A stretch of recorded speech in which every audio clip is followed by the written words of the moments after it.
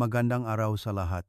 Ako si Dr. Renato Bagani at ngayon ay susuriin natin ang paksa, luya at ang bato, kaibigan o kalaban.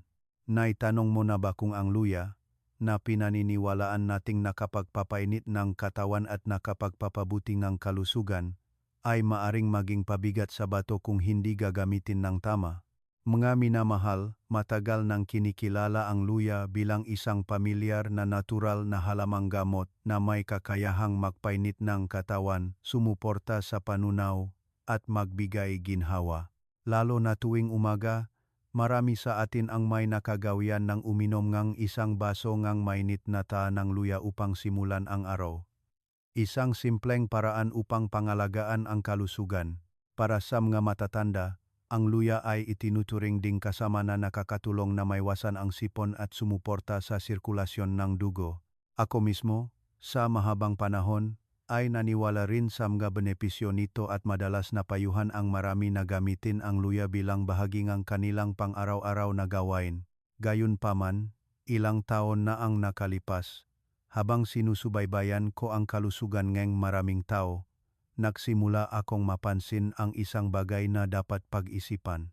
Ang ilang matatanda na may nakagawian nang gumamit ng purong tsa ng luya araw-araw ay nagpakita ng mas mabilis na paghina ng pagana ng bato kaysa sa inaasahan. Sa simula, inakala kong ito ay nakataon lamang dahil natural na humihina ang pagana ng bato habang tumatanda. Ngunit nang parami ang makatulad na kaso, nagsimula akong magtanong at magsuri ng mas malalim tungkol sa koneksyon na ito. Ipinakita rin ng ilang pag-aral na sumubaybay sa mga taong higit sa 60 taong gulang sa loob ng maraming taon ang isang bagay na kapansin-pansin.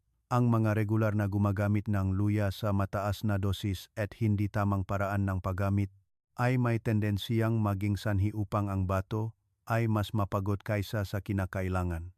Siyempre, hindi ito nangangahulugan na masama ang luya o kailangan itong alisin ng lubusan sa pagkain.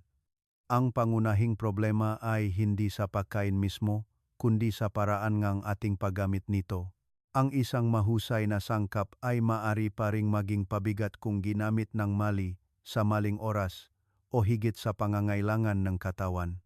Kaya naman, sa nilalaman ngayong araw, linawin natin ang isyung ito sa pinakasimple at pinakapraktikal na paraan. Una, ating susuriin kung bakit paglampas ng edad 60 ay nagiging mas sensitibo ang bato at anong makapagbabago sa katawan ang nangangailangan ng pagsasayos sa pagkain. Susunod, ipapaliwanag ko kung paano nakakaapekto ang luya sa katawan. Lalo na kung isasama sa ilang hindi angkop na gawi sa pagkain, maari itong magbigay ng presyon sa bato. Hindi mo kailangang masyadong mag-alala o magulumihanan. Ang mahalaga ay hindi ang iwasan ang luya kundi ang maunawaan at gamitin ito ng tama. Kapag naayos ng maayos, ang luya ay maari pa ring magbigay ng benepisyo sa kalusugan sa halip na magdulot ng hindi kanais-nais na epekto. Kaya mangyaring maglaan ng oras upang subaybayan ang buong nilalaman ngayong araw.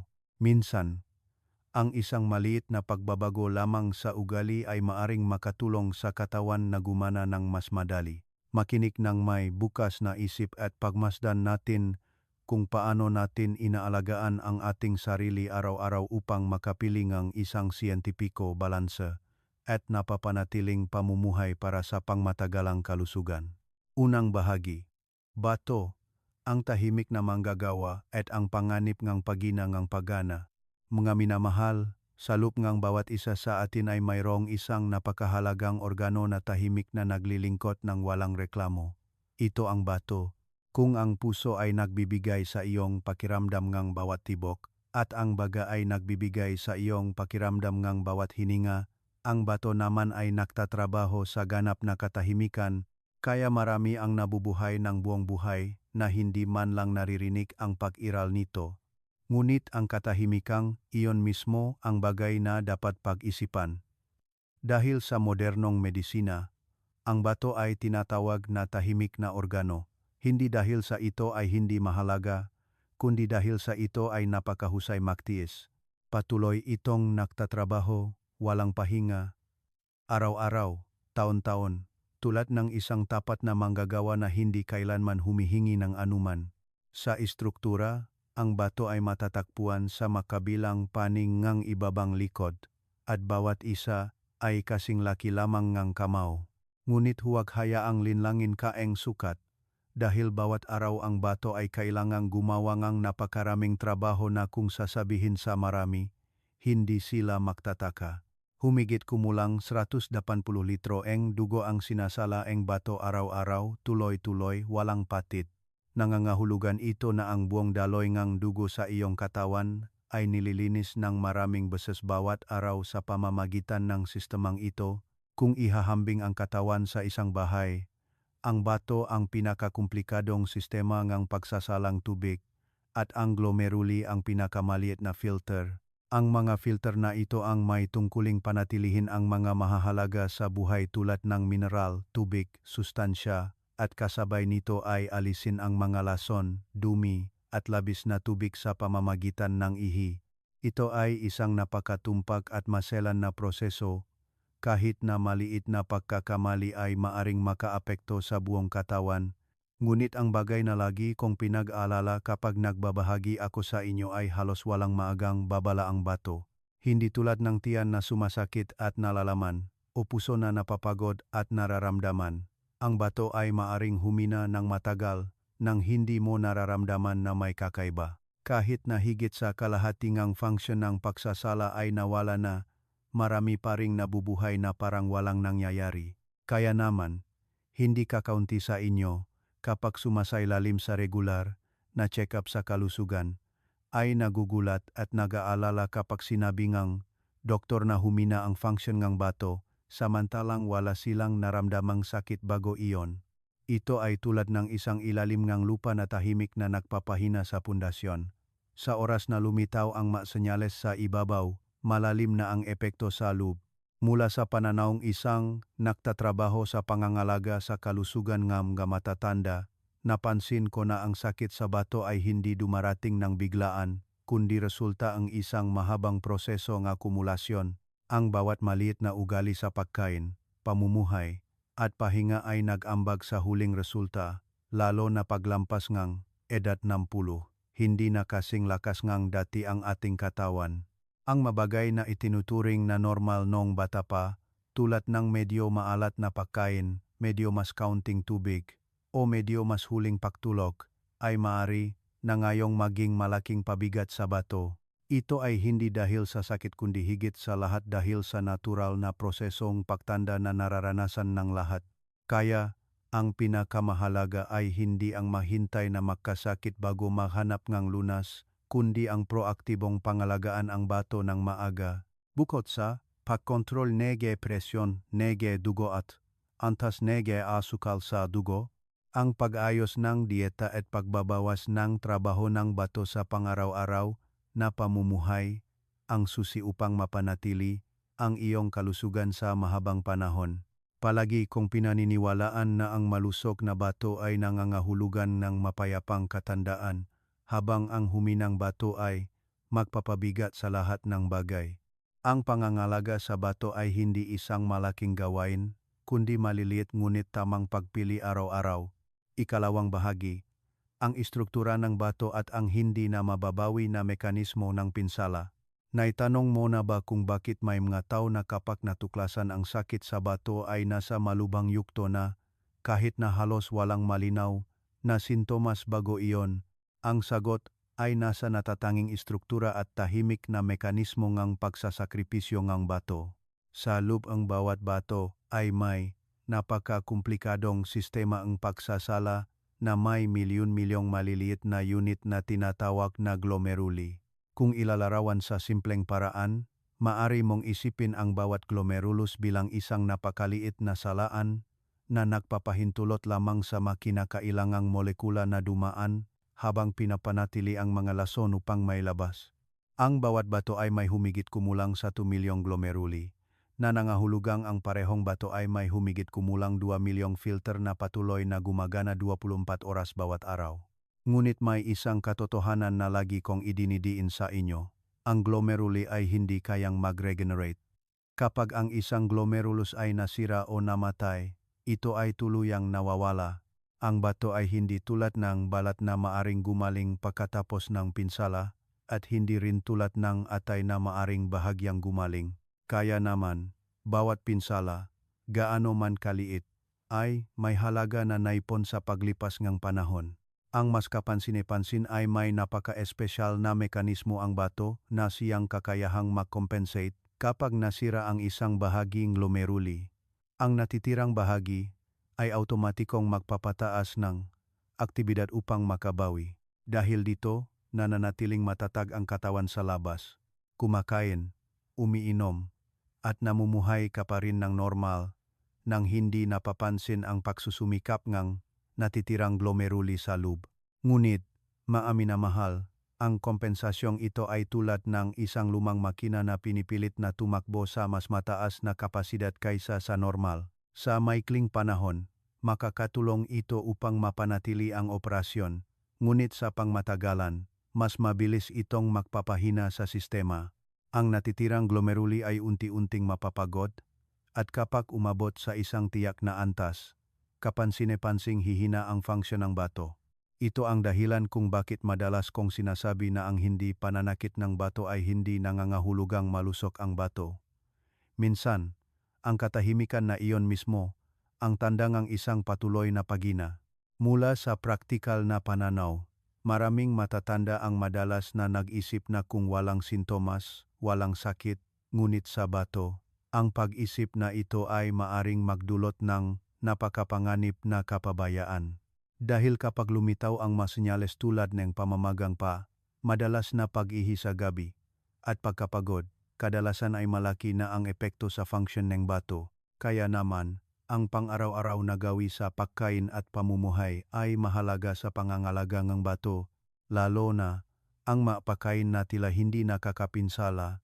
Kung hindi ginamit ng tama o hindi angkop sa kondisyon ng katawan, ay maaari ding magdagdag ng presyon sa sistemang filter na humina na. Ang luya ay isang tipikal na halimbawa. Ito ay isang napakagandang sangkap kung ginamit ng tama, ngunit kung labis na ginamit o ginamit sa maling oras, maaari rin itong maging isang hindi kinakailangang pampasigla sa katawan. Ang mahalaga ay hindi ang pagkain mismo kundi ang paraan ng ating paggamit at pagunawa sa ating katawan. Nais kong tandaan mo ang isang fundamental na bagay. Ang kalusugan ay hindi isang bagay na maaring lubusang ayusin kapag nawala na, lalo na sa bato. Kaya, sa halip na maghintay hanggang sa makaroon ng problema bago maganap ng solusyon, simulan natin ang pagpapanatili ng kung ano ang mayroon tayo. Ikatlong bahagi. Ang natural na proseso ang pagtanda ang bato matapos ang edad 40. Mga minamahal, paglampas ng edad 40, ang ating katawan ay nagsisimulang pumasok sa isang napaka-espesyal na yugto. Ito ay ang yugto kung saan ang paghina ay nangyayari ng tahimik ngunit tuloy-tuloy. Ito ay hindi tandang sakit kundi isang natural na batas na itinakdang kalikasan. Tulad ng unti-unting pagputing ng buhok o balat na hindi nakasingkintap, ang bato, ang organo na may mahalagang papel sa paglilinis ng katawan, ay hindi rin makakaiwas sa pagkasira sa paglipas ng panahon. Ang kapansin-pansin ay ang prosesong ito ay hindi nagdudulot ng sakit o kapansin-pansing discomfort. Kaya't maraming sa inyo ang nagiging kampante. Ayon sa mga medikal na pag-aral, ang function ng pagsasala ng bato ay nagsisimulang humina pagkatapos ng edad 40. At sa average ay bumababa ng humigit kumulang 1% bawat taon. Ang bilang na ito ay tila napakaliit sa simula, ngunit kung titignan sa mahabang panahon, makikita mo na ito ay isang malaking paghina. Pagdating ng edad 60, maaring nawalan ng humigit kumulang 20% ng kakayahan ang bato. At pagdating ng edad 70, maaring umabot sa 30% o higit pa ang paghina. Sa siyentipikong pananaw, ito ay isang natural na biological aging process. Ngunit mula sa pananaw ng buhay, gusto kong makita ninyo ito bilang isang paalala. Hindi na kasing dami ngang reserba ang katawan tulad ng dati. kaya bawat maliit na epekto ay maaring magdulot ng mas malalaking kahihinatnan kaysa nung bata pa. Isang mahalagang punto na dapat mong tandaan ay hindi maaring bumalik ang glomeruli. Kapag nasira ang isang bahagi ng sistema ng pagsasala, hindi kayang lubusang gumaling ang katawan. Ang natitirang bahagi ay napipilitang magtrabaho ng mas mahirap upang makabawi. Ito ay tulad ng isang grupo nga manggagawa kung saan nabawasan ang bilang ngunit nananatili ang trabaho o lumalaki pa nga. Ang pagsusumikap na iyon ang dahilan kung bakit mabilis na napapagod ang bato. Isipin ang bato bilang isang water filter sa bahay. Kapag bago pa ang ma-filter, mabilis at malinis ang daloy ngang tubig. Ngunit kapag barado ang ilang filter, kailangan ngang iba na doblehin ang trabaho na nagiging sanhingang mas mabilis na pakasira ngang buong sistema. Ang bato ang matatanda ay gumagana din sa parehong prinsipyo, ngunit ang pagkakaiba ay hindi natin madaling mapapalitan ang ma-filter. Kaya, habang tumatanda, mas nagiging sensitibo at mas madaling masira ang bato. Ang dating gawin na tila hindi nakakapinsala, tulad ng pagkain ng maalat, pag-inom ng kaunting tubig, pagkain ng maraming protina, o paggamit ng maanghang na pampalasa, ay maari na ngayong maging tahimik ngunit matagal na presyon sa napakaliit na mga daluyan ng dugo sa glomeruli. Dito, gusto kong maunawaan mo ang isang napakasimple ngunit malalim na pilosopiya. Ang pagiging malusog ay hindi ang pagsisikap na gumawa ng mas marami kundi ang pagkatuto na bawasan ang mga nakakapinsalang bagay. Kapag marunong kang magtimpi, marunong kang makinig sa iyong katawan, nakalahati mo na ang daan sa pangangalagang bato. At mula sa pundasyong ito, mas lubos nating maunawaan kung bakit ang isang pamilyar na sangkap tulad ng luya, kung ginamit ng tama, ay magiging isang mahalagang gamot, ngunit kung ginamit sa maling oras o maling dami, ay maring maging pabigat. Ito ay direktang naunay sa mga aktibong sangkap sa loob ng luya at kung paano sila nakakaapekto sa sistema ng daluyang ng dugo, lalo na ang mga daluyang ng dugo sa bato. Ikaapat na bahagi, ang gingerone at syogaol sa luya at ang presyon sa mga daluyan ng dugo sa bato. Mga minamahal, ang luya ay matagal nang itinuturing na isang mahalagang halaman sa tradisyonal na gamot, hindi lamang sa pagluluto kundi pati na rin sa tradisyonal na medisina. Kapag lumamig ang panahon o nakaramdam ngang pagod ang katawan, sapat na ang isang baso ngang mainit na inuming luya upang mapabuti ang pakiramdam ngang katawan. Ngunit upang mas maunawaan, kailangan nating tingnan ang siyentipikong kalikasan sa loob ngang luya. May dalawang kapansin-pansing kemikal sa luya, ang gingerone at syogaol. Ito ang masangkap na nagbibigay ng kakaibang anghang at maraming mahahalagang epekto sa biyolohiya. Ang gingerone ay sagana sa sariwang luya na kumikilos bilang isang bahagyang pampasigla na nakakatulong na palawakin ang mga daluyan ng dugo at mapabuti ang sirkulasyon. Kapag pumasok ito sa katawan, pinapabilis nito ang daloy ng dugo na lumilikha ang pakiramdam ng init na kumakalat. Maari mong mapansin ito sa pamamagitan ng pamumula ng mukha at pag-init nga kamay at paa pagkatapos uminom ng luya. Ito ay isang natural at kapaki-pakinabang na reaksyon para sa mga malusog na tao. Samantala, mas maraming syogaol ang nabubuo kapag ang luya ay pinainit o pinatuyo. Ang aktibong sangkap na ito ay may malakas na anti-inflammatory effect, sumusuporta sa panunaw, at nakakatulong sa katawan na labanan ang banayad na pamamaga. Kaya, sa maraming kaso, ang luya ay talagang isang mahalagang regalo mula sa kalikasan. Gayunpaman, ang problema ay hindi sa kung ang luya ay mabuti o masama kundi sa kung paano tinatanggap ng katawan ng mamatatanda ang mga epektong ito. Paglampas ngang edad 60, ang sistema nga daluyang ngang dugo ay hindi na kasing elastic tulad ngang dati, lalo na ang napakaliit na kapilari sa glomeruli ngang bato. Kapag gumamit kang luya na napakapurang o napakadalas, ang biglang pagtaas ng daloyang dugo ay maring magdulot ng malaking presyon sa mga daluyang dugo na mahina na. Madalas kong ihinahambing ito sa isang lumang dam na gawa sa bato. Kung mahina ang daloyang tubig, walang problema, ngunit kung ang daloyang tubig ay biglang tumaas at malakas ng tuloy-tuloy, mabilis na masisira ang dam. Ganun din ang mga daluyan ng dugo ang iyong bato. hindi nito kayang tisin ang biglaan at paulit-ulit na pagbabago. Ang isa pang mas madaling maunawaan na larawan ay ang daanan sa nayon. Kapag ang mga bisikleta lamang ang dumadaan, matibay pa rin ang daanan. Ngunit kung araw-araw ay tuloy-tuloy na dumadaan ang mabibigat na truck, mabilis na magbibitak-bita ang daanan. Ang luya, kapag labis na ginamit, ay tulad ng mga truck na iyon, lalo na mapanganib sa mga taong may mahina ng bato. Kaya, ang mahalaga ay hindi ang iwasan ang luya kundi ang alam kung paano ito gamitin ng katamtaman na angkop sa iyong kondisyon. Ang luya ay maaring maging isang kasama na nakakatulong na magpainit ng katawan at sumuporta sa panunaw. Ngunit maaari rin itong maging isang salik na nagdudulot ng presyon kung ginamit ng mali. At kaagad pagkatapos nito, ibabahagi ko sa inyo ang isang napakapopular na ugali sa pang-araw-araw na buhay. Ito ay tila hindi nakakapinsala ngunit maaring tahimik na magdulot ng pinsala sa bato kung pinahaba, lalo na sa almusal. Ikalimang bahagi, 3 uring ang pagkain na nakakapinsala sa bato kapag kinain kasama ng luya. Unang pagkain, saan ang luya at kape? Mga minamahal, mayroong isang ugali na itinuturing ng marami na napakasarap at kapaki-pakinabang sa kalusugan. Ngunit sa siyentipiko at klinikal na pananaw, kailangan kong sabihin ng direkta na tahimik itong nagdudulot ng matinding presyon sa bato.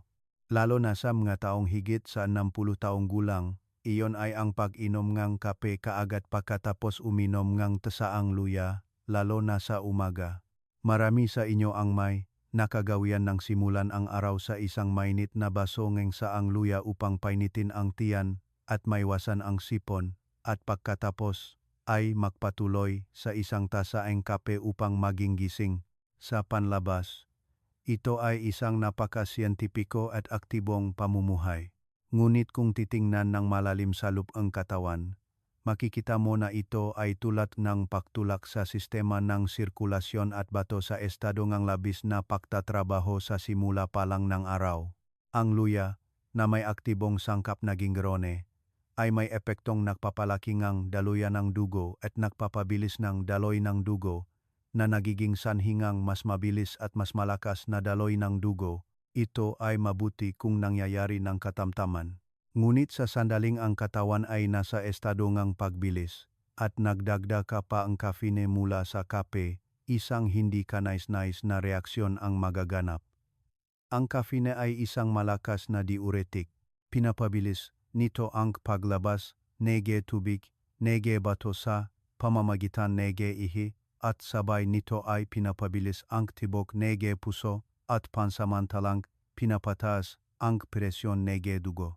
Kaya, sa isang pagkakataon, ang iyong katawan ay nakakaranas ng 3 epekto. Pinabilis na daloy ng dugo dahil sa luya, tumataas na presyon ng dugo dahil sa caffeine, at nababawasan pa ang dami ng tubig sa dugo. Madalas kong ipinapaliwanag ito sa aking mga pasyente gamit ang isang pang-araw-araw na larawan upang mas madaling maunawaan. Isipin ang bato bilang isang washing machine.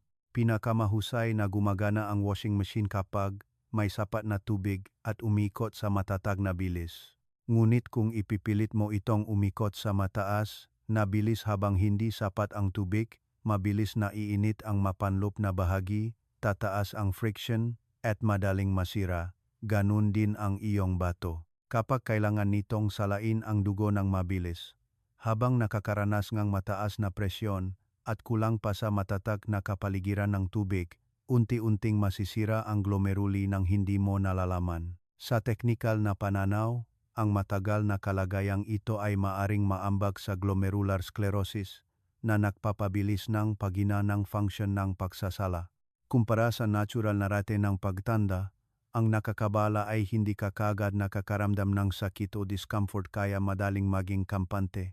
Mula sa praktikal na karanasan, nais kong bigyang diin ang isang bagay na prinsipyo.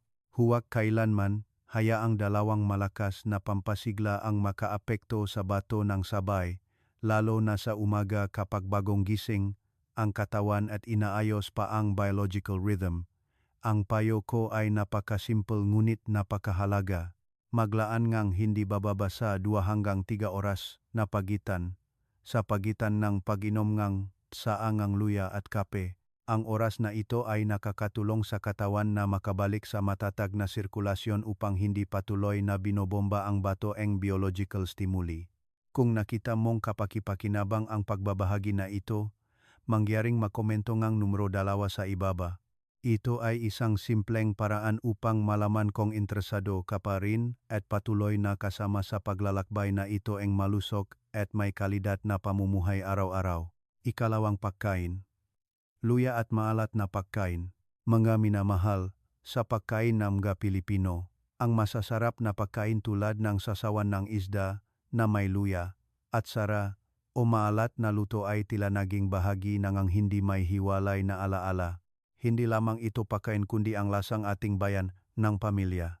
Dahil sa sobrang pamilyar, marami sa inyo ang kumakain nito araw-araw nang hindi man lang nagtatanong kung ang kombinasyong ito ay tahimik na nagdudulot ng presyon sa katawan.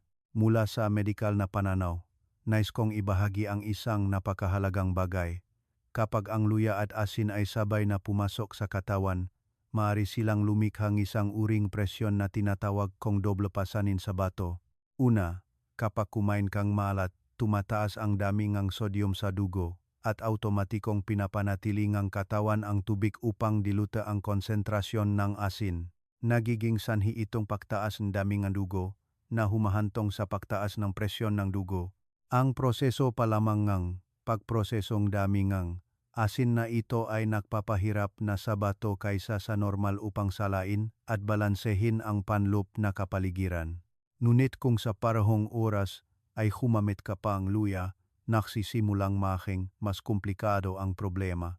Tulad ng naipaliwanag ko sa nakaraang bahagi, ang luya ay may epektong nagpapalaki ng daluyan ng dugo at nagpapabilis ng daloy ng dugo. Nangangahulugan ito na ang dami ng dugo na tumaas na dahil sa maalat na pagkain ay ngayon ay mas mabilis at mas malakas na pinapabilis. Isipin sa simpleng paraan, ang iyong bato ay tulad ng isang napakakomplikadong salaan. Kapag ang daloy ng tubig ay katamtaman lamang, matatag na gumagana ang salaan, ngunit kung itataas mo ang presyon ng tubig ng napakataas at patuloy na ibubuhos, unti-unting luluwag ang maliliit na butas ang salaan o masisira pa nga. Ganun din ang glomeruli. Kapag nakakaranas ng matagal na mataas na presyon, maaring masira ang manapakaliit na istruktura ng pagsasala na humahantong sa pagtagas ng protina sa ihi o proteinuria. Sa mga bata, ang sistema ng daluyan ng dugo at glomeruli ay malakas pa at maliksi kaya nakakayanan nila ang mga pagbabagong ito sa loob ng ilang panahon. Ngunit sa mga matatanda, kapag ang isang bahagi ng glomeruli ay tuluyan nang nawala, ang natitirang bahagi na sobra na sa trabaho ay patuloy na nakakaranas ng tumataas na presyon, kaya malaki ang panganib ng pinsala. Marami na akong nakasalamuhan na ang mapagsusuri ay nagpakita ng simulang ang paghina ng bato. Ngunit nang suriin ng mas detalyado, ang dahilan ay hindi isang malubhang sakit kundi simpleng ugali ng pagkain ng maalat na sinamahan ng hindi tamang paggamit ng luya sa mahabang panahon. Ipinapakita nito na minsan, ang sakit ay hindi nagmumula sa malalaking bagay kundi sa maliliit na ugali na paulit-ulit araw-araw.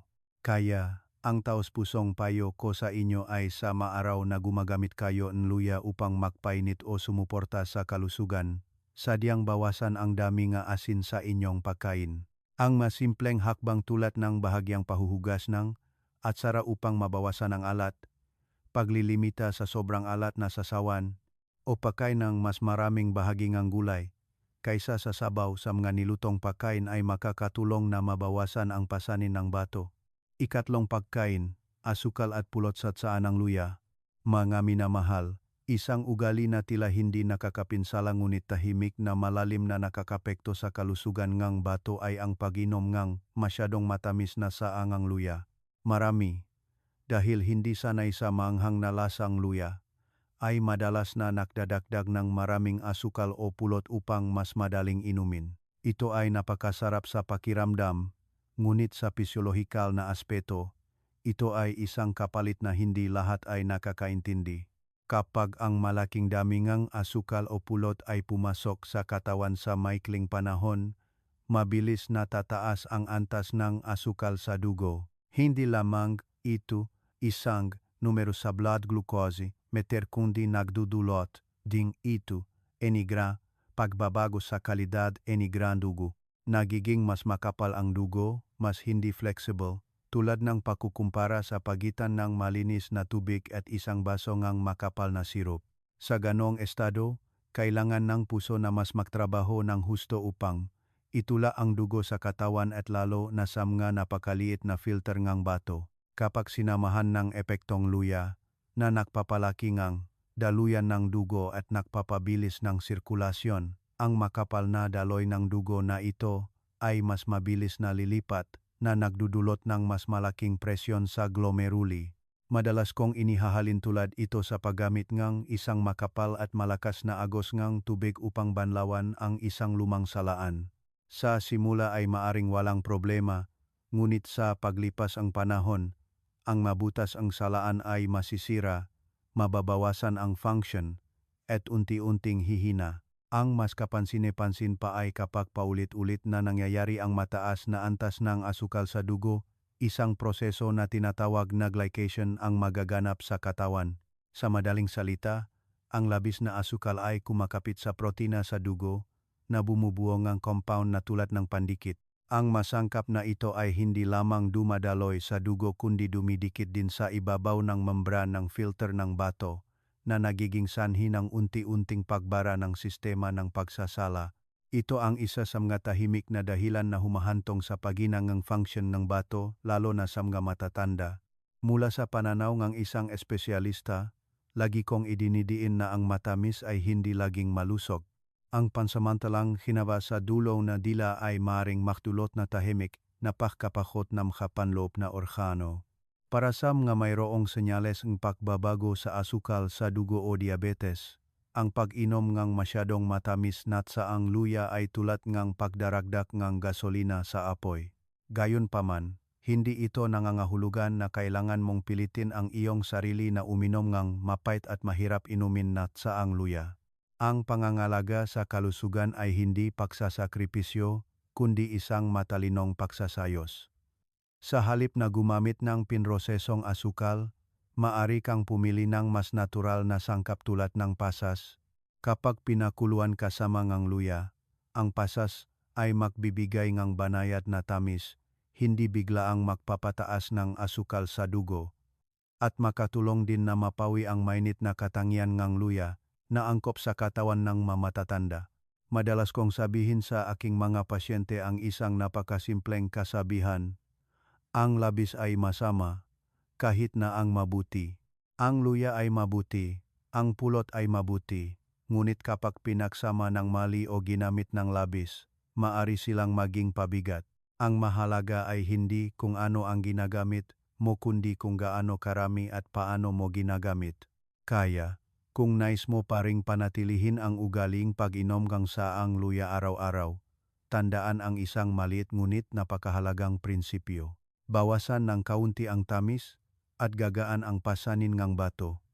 Minsan, ang maliliit na pagsasaayos lamang sa pang-araw-araw na ugali ay lumilikha ng malaking pagkakaiba sa pangmatagalang kalusugan.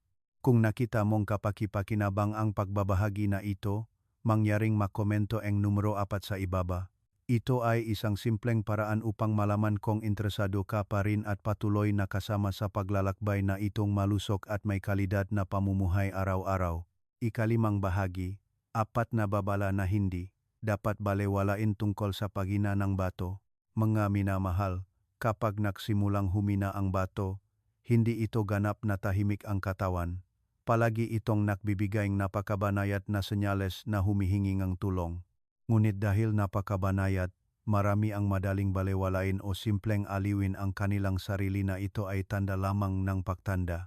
Gayunpaman, mula sa pananaw ng isang espesyalista, nais kong bigyang diin na ang bawat pagbabago sa katawan ay may dahilan.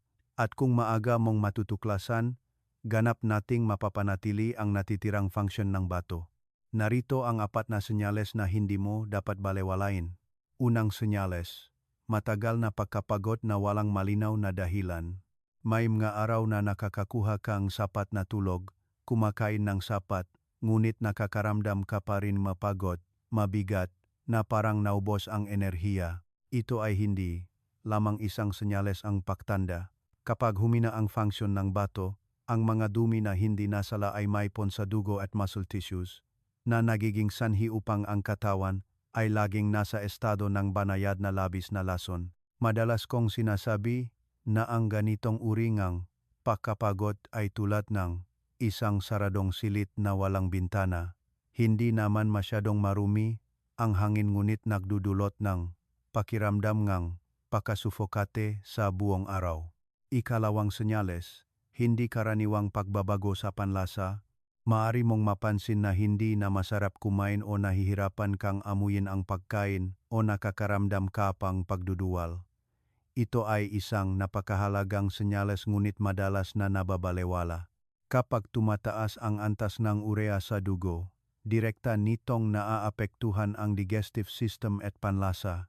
Sa mas malalim na pananaw, naniniwala ako na ito ay ang paraan ng katawan upang ipaalala na ang panloop na sistema ay nangangailangan ng pahinga at pagsasayos at hindi lamang simpleng pagkawalang gana. Ikatlong senyales, pagbabago sa ihi. Kung nais mong subaybayan ang kalusugan ng bato sa pinakasimpleng paraan, obserbahan ang iyong ihi araw-araw. Ang mas senyales tulad ng mas madilim na kulay kaysa sa normal, pag-ihi ang higit sa 3 beses sa gabi, o ang paglitaw ng maliliit na bula na matagal mawala, ay malinaw na babala na nasira ang filter membrane ng bato, at ang pagtagas ng protina sa ihi ay isang senyales na hindi dapat balewalain. Lagi kong idinidiin na ang inilalabas ng katawan ay salamin ng panloop na kondisyon. Ikaapat na senyales, matagal at patuloy na pangangating ang balat. Marami sa inyo ang nag-iisip na ang pangangating balat ay dahil sa alergi o panahon, ngunit kung matagal na ang pangangati ng walang malinaw na dahilan at hindi gumagaling kahit gumamit ng pampakalaming gamot, kailangan mong bigyang pansin. Kapag mahina ang bato, ang kawalan nga balanse sa calcium at phosphorus ay magiging sanhi upang ang madumi ay maipon sa ilalim ng balat na nagdudulot ng hindi kanais-nais na pangangati. Ito ay isang uri ng pangangati na kahit gaano mo kamutin ay hindi nawawala dahil ang sanhi ay hindi sa balat kundi sa loop ng sistema ng pagsasala ng katawan. Mga minamahal, ang apat na senyales na ito ay tulad ng apat na tahimik na paalala. Kung marunong kang makinig, ito ang pagkakataon upang ayusin ang iyong pamumuhay at pangalagaan ang bato sa tamang panahon. Palagi kong pinaniniwalaan na ang taong nakakaintindi sa kanyang katawan ang may hawak ngang susi sa mahabang buhay. Huwag maghintay hanggang sa makaroon ngang malinaw na sakit bago mag-alala dahil kadalasan ay huli na. Ika-6 na bahagi, sariwang luya at pinatuyong luya. Ang pagkakaiba sa stimulasyon at epektibong medikal.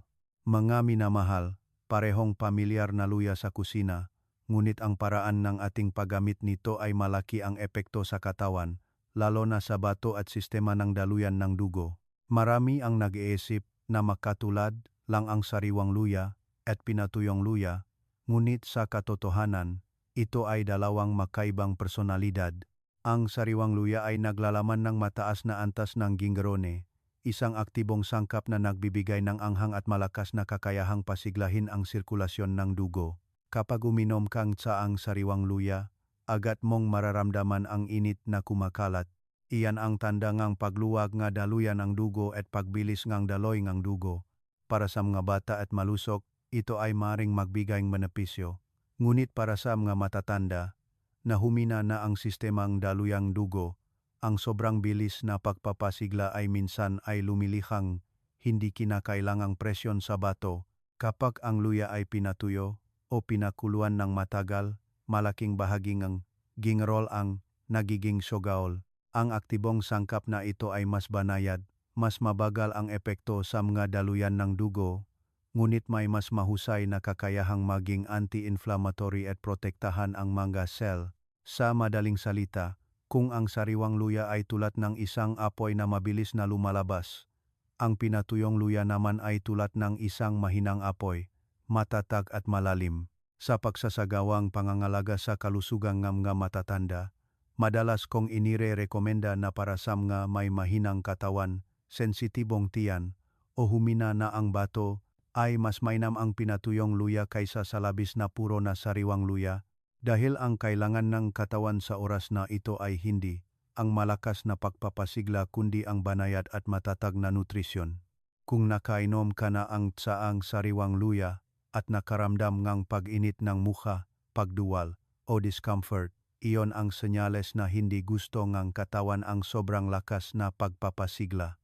Sa ganoong kaso, ang paglipat sa pinatuyong luya ay makakatulong upang maging mas komportable ang katawan, mas kalmado, habang nakukuha pa rin ang mahahalagang benepisyo mula sa luya. At kung sa tingin mo ay kapakipakinabang ang nilalaman na ito, mangyaring mag-iwan ng komento na may numero 6 sa ibabang video. Ito ay hindi lamang isang senyales upang malaman kung nakikinig ka, kundi isang maliit na pangako sa iyong sariling kalusugan. Ikapitong bahagi.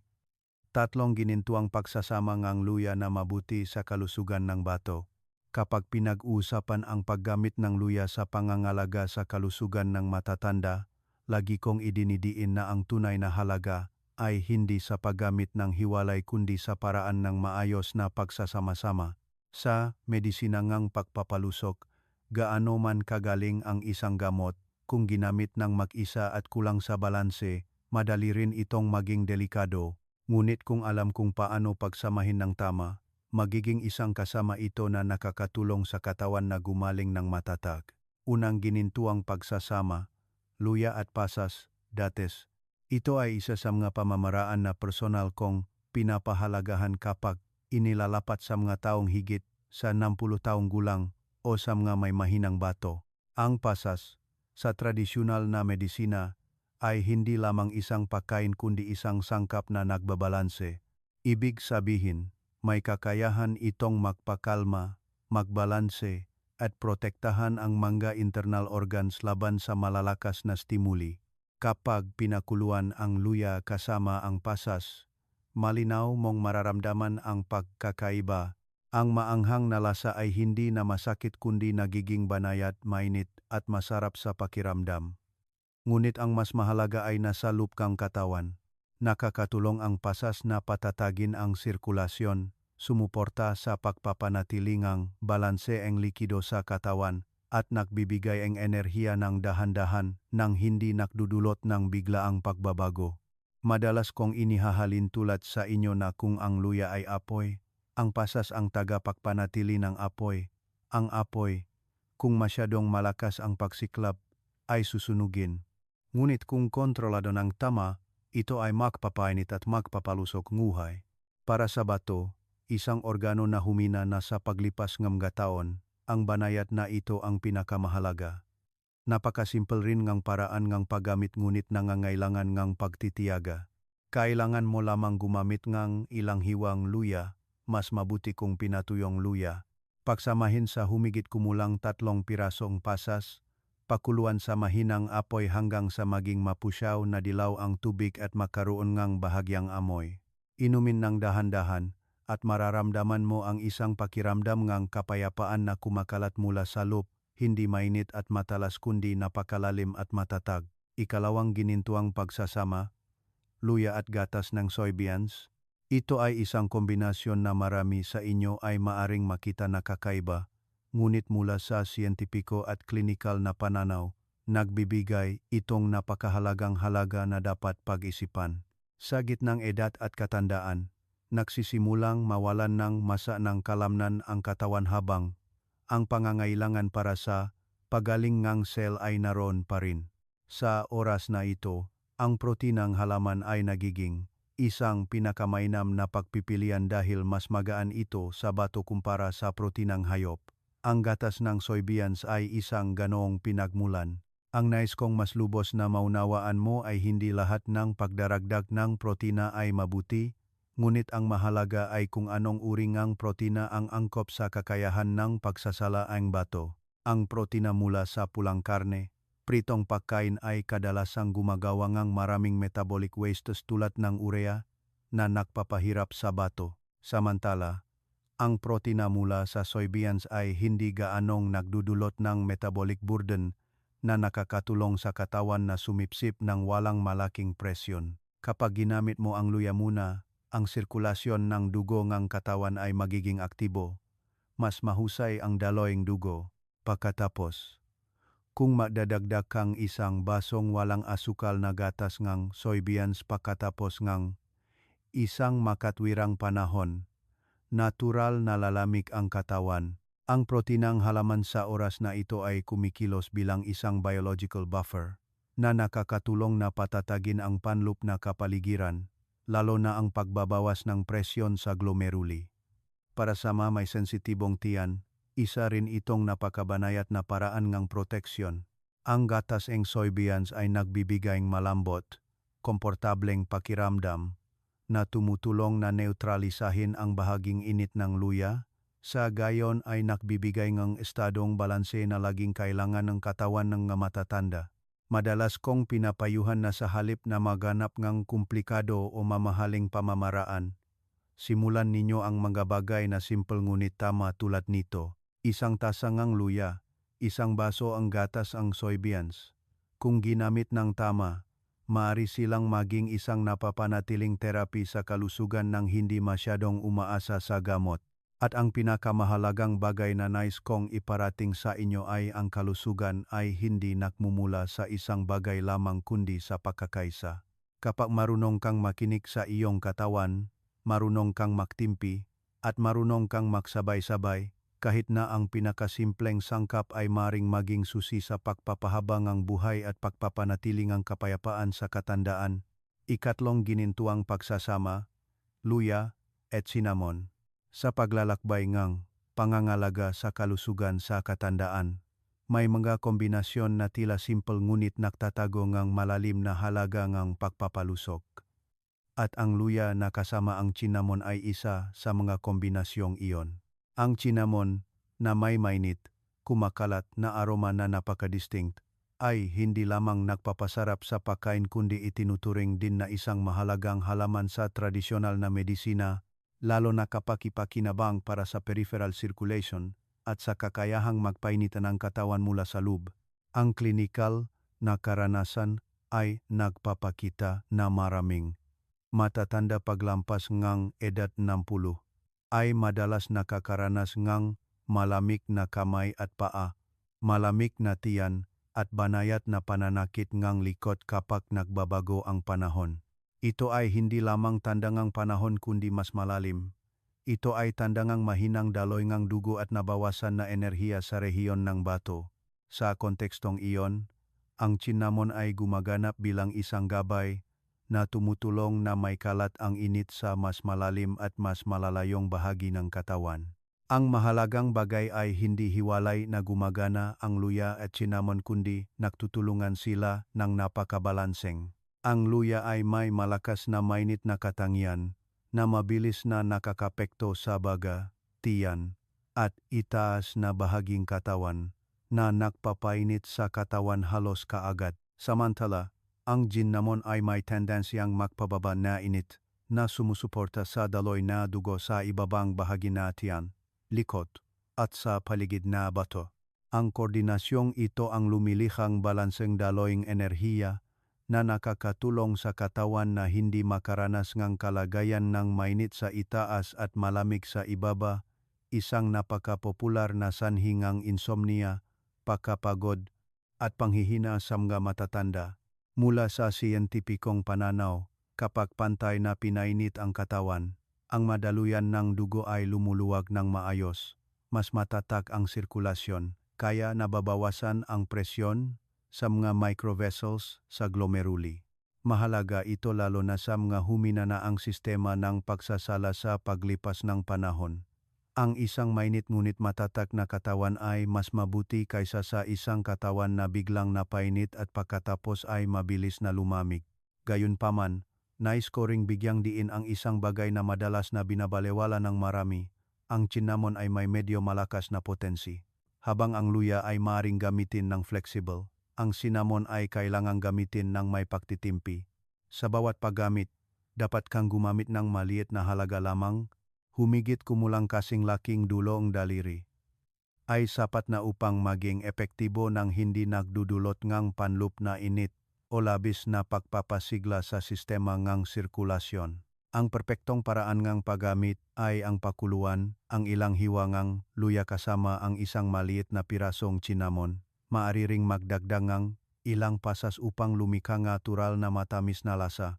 Kapag umiinom, dapat kang uminom ng dahan-dahan. Damhin ang init na unti-unting kumakalat mula sa lalamunan pababa sa tiyan at kumakalat sa buong katawan. Hindi lamang ito isang baso ang inumin kundi isang banayat ngunit malalim na terapi sa pangangalaga sa internal organs. Ikawalong bahagi. Mapanganib na interaksyon sa pagitan ng luya at manggagamot na panlunas. Ito ang bahagi na talagang inaasahan kong bigyan mo ng espesyal na pansin dahil ito ay hindi lamang kaalaman kundi ang hangganan sa pagitan nga kaligtasan at panganib sa kalusugan. Sa edad na higit sa hotvan, karamihan sa inyo ay gumagamit ng hindi bababa sa isang uring gamot para sa malalang sakit tulad ng gamot sa presyong dugo, gamot sa diabetes, gamot sa puso, o gamot sa pananakit ng buto at kasukasuan. Ang gamot ay nakakatulong na mapanatili ang balanse sa katawan, ngunit ang kapansin-pansin ay ang pagkain, lalo na ang natural na gamot tulad ng luya, ay mayroon ding malakas na epekto sa biyolohiya. Kapag nagsama ang dalawang salik na ito ng walang kaalaman, ang katawan ay magdudulot ng tahimik ngunit malubhang kahihinatnan. Una, para sa gumagamit ng pampalabnaw ng dugo tulad ng aspirin, kailangang maging partikular na maingat. Ang mekanismo ng gamot na ito ay upang maiwasan ang pamumuong dugo, na nakatulong na maiwasan ang pagbarang nga daluyan ng dugo. Samantala, ang luya ay mayroon ding kakayahang pasiglahin ang sirkulasyon at sumuporta sa natural na pagpapalabnaw ng dugo. Kung sabay mong ginagamit ang dalawa sa mataas na dosis, ang pinaksamang epekto ay magiging sanhi upang ang dugo ay maging masyadong malabnaw. Sa kanong kaso, kahit na isang maliit na halos o pakduruho na hilakit ay maaring tumakal ng hindi normal. Nakasalamuha ko ang isang kaso nga isang lolo sa Batangas na dahil lang sa nakagawian na niyang uminom ngang purong tasa nga luya tuwing umaga habang patuloy na umiinom ngang aspirin. Tumagal ang pagdurugo ang kanyang gilagit ng maraming araw. Ito ay paalala na ang natural ay hindi nangangahulugang ganap na ligtas. Ikalawa, para sa mga nagpapagamot ng diabetes, kailangang maunawaan na ang luya ay may kakayahang sumuporta sa pagpapababa ng asukal sa dugo. Positibo ito sa prinsipyo. Ngunit kung isasama sa mataas na dosis ng Western medicine, maari nitong pababain ng labis ang asukal sa dugo. Sa ganong kaso, ang katawan ay mahuhulog sa estado nga akute hypoglycemia na ipinapakitang panginginihang kamay, pagpapawis, panlalabong ang paningin, at maging pagkahimatay. Sa mga matatanda, ang maganitong pagbaba nga asukal sa dugo ay mas mapanganib dahil madali itong magdulot ng pagkahulog at komplikasyon. Kaya, ang mahalaga ay hindi ang ganap na iwasan ang luya kundi ang lubos na maunawaan ang iyong katawan upang ayusin ang tamang dosis. Ikatlo, para sa mga gamot na pampamanhid at anti-inflammatory para sa buto at kasukasuan. Ang magamot na ito, bagamat epektibo sa pagpapawingang sakit, ay may epekto na bawasan ang daloy ng dugo sa bato na nagiging sanhi upang ang bato ay magtrabaho sa ilalim ng kakulangan. Kung sabay mong gagamitin ang purong luya, na nagpapataas ng sirkulasyon at nagdudulot ng presyon sa mga daluyan ng dugo, ang bato ay mahihila sa dalawang makasalungat na direksyon. Ang resulta ay biglang pagtaas ng pasanin sa glomeruli, na sa pangmatagalan ay maaring humantong sa mabilis na paghina ng funksyon ng bato. Ito ay tulad ng pagpilit sa isang lumang makina na tumakbo ng mas mabilis at magdala ng mas mabigat na karga. Ito ay tiyak na hahantong sa pagkasira sa kalaunan. Mula sa lahat ng nabanggit, nais kong ipadala sa inyo ang isang gintong prinsipyo. Laging uminom ngang luya at Western medicine ng may pagitan na hindi bababa sa 3 oras. At higit sa lahat, kausapin ang iyong doktor kung may ugali kang regular na gumagamit ng luya. Ang proactive na pagtatanong ay hindi isang abala kundi ang karunungan ng isang taong pinahahalagahan ang kanyang kalusugan. At kung patuloy kang nanonood hanggang dito, nais kong anyayahan kang mag-iwan ngang numero 8 sa seksyon ngang komento. Ito ang magiging paraan upang malaman kong nakakuha kang magagandang kaalaman at nakita mo itong kapakipakinabang. Upang tapusin ang buong pagbabahagi ngayong araw, hindi ko nais na tandaan mo ang napakaraming komplikadong bagay.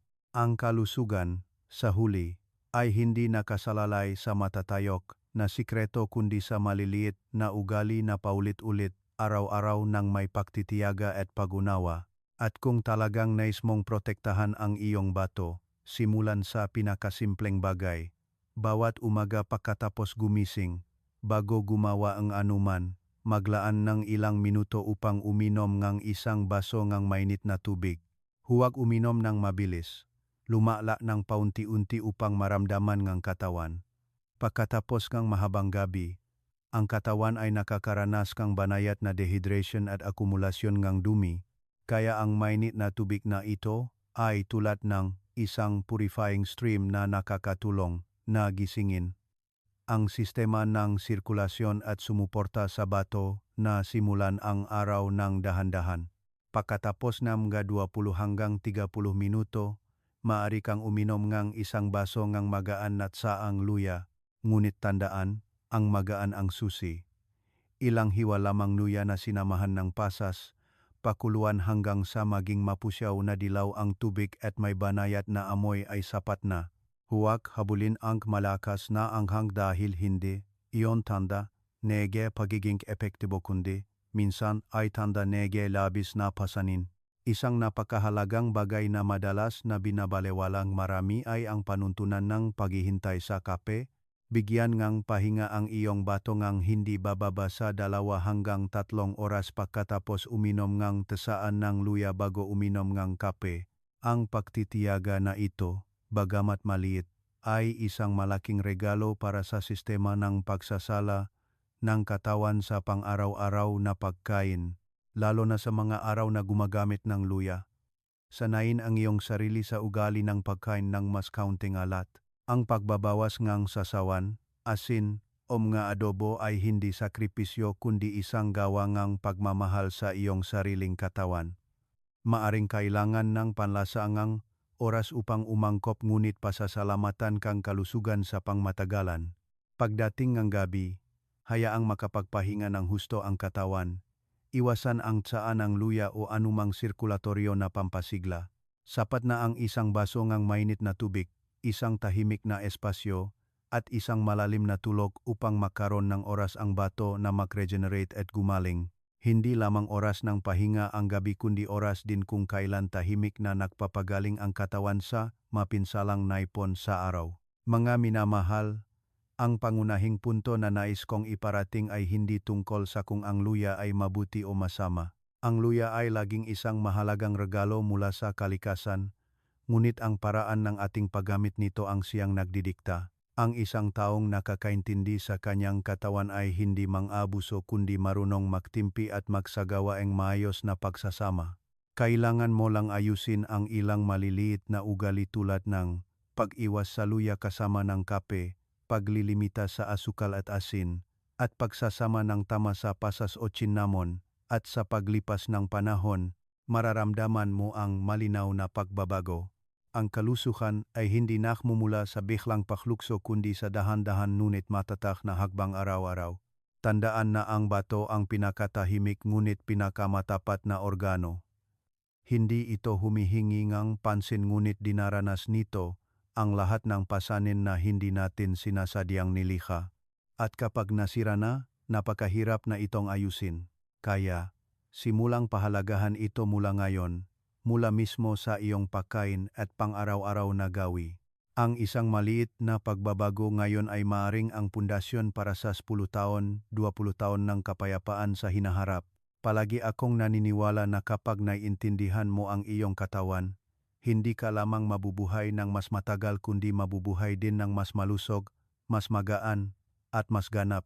Ako, si Dr. Renato Bagani, ay taos-pusong nagpapasalamat sa inyo na nakinig hanggang sa huling minuto. Naway kayo at ang inyong pamilya ay laging malusog, payapa ang isip, at masaya ang katawan. Paalam at muling makita-kita sa susunod na pagbabahagi.